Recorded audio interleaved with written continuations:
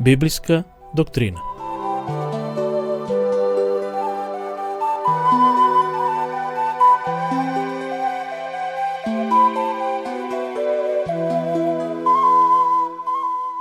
Ово тромесечие ќе проучаваме тематиката соединување на небото и земјата.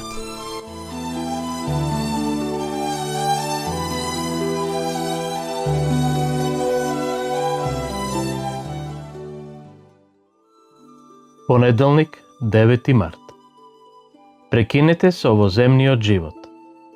Денес слушаме многу слогани како овие: прекинете со војната, прекинете со уништувањето на шумите, прекинете со нуклеарното наоружување.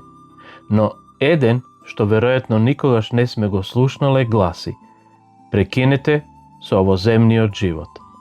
Тоа едноставно не се вклопува во духот на нашиот свет. Не велиме дека некој од овие други слогани е погрешен, ниту дека она за што се залагаат е погрешно. Тие се само мощне кратковидни, со оглед на близината на вечноста. Нашиот фокус мора да биде на нешто повозвишено, бескрајно повозвишено. Читаме текст од Колосјаните 3 глава, 5 и 6 стих. И така, умртвете ги своите членови што се на земјата: блудството, нечистотата, страста, лошата желба и лакомството, што е идолопоклонство, заради кои доаѓа Божиот гнев на непослушните синови. Ке видиме исто така текстови од Римјаните 6 глава, читаме од 1 до 7 стих.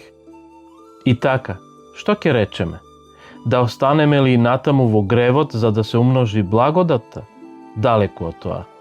Ние, кои умревме за гревот, како ќе живееме уште во него? Или зар не знаете дека сите ние, кои сме крстени во Исуса Христа, крстени сме во неговата смрт?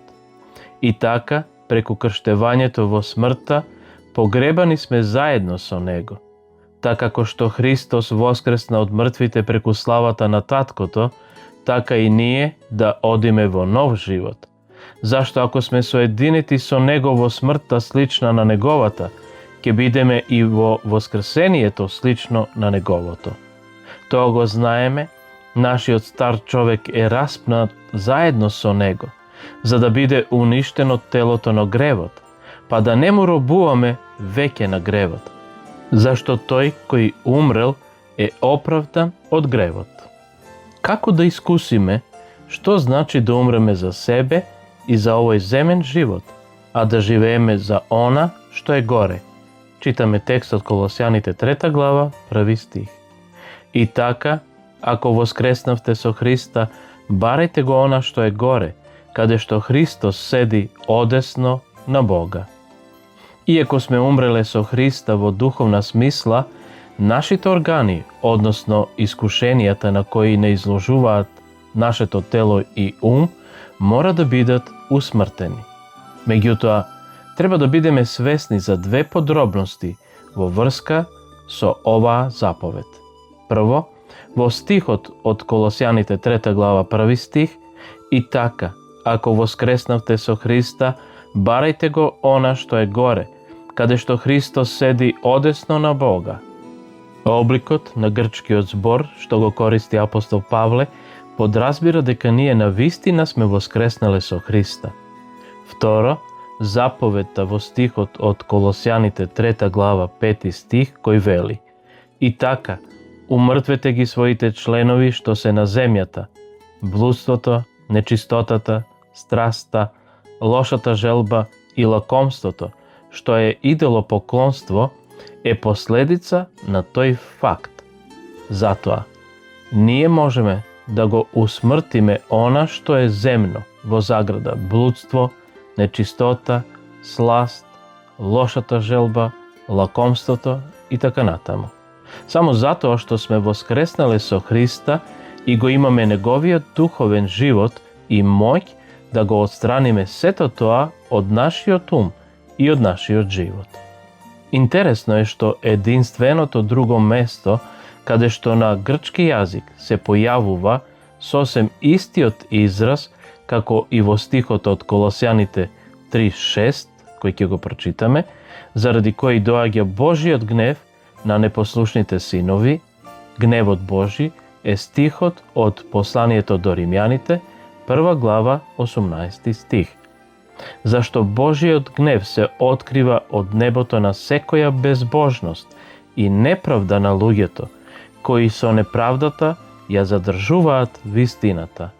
Бог ги предаде луѓето на нивните собствени зли патишта и затоа неговиот гнев исто така доаѓа. Ке го прочитаме текстот од Откровение, 6 глава, од 16 до 17 стих. Велики им на горите и на карпите, паднете врз нас и скријте не од лицето на оној кој седи на престолот и од гневот на јагнето, зашто дојде великиот ден на неговиот гнев и кој може да се одржи. Врз синовите на непослушноста, читаме текст од Колосјаните 3 глава, 6 стих. Заради кој доаѓа Божиот гнев на непослушните синови. Во Римјаните 1 глава, 18 стих читаме: зашто Божиот гнев се открива од небото на секоја безбожност и неправда на луѓето, кои со неправдата ја задржуваат вистината. Апостол Павле се осврнува на секоја безбожност и неправда, изедначувајќи ја целата оваа нечистота во заграда и користејќи го истиот грчки збор што се наоѓа во посланието до Колосјаните 3 глава, 5 стих.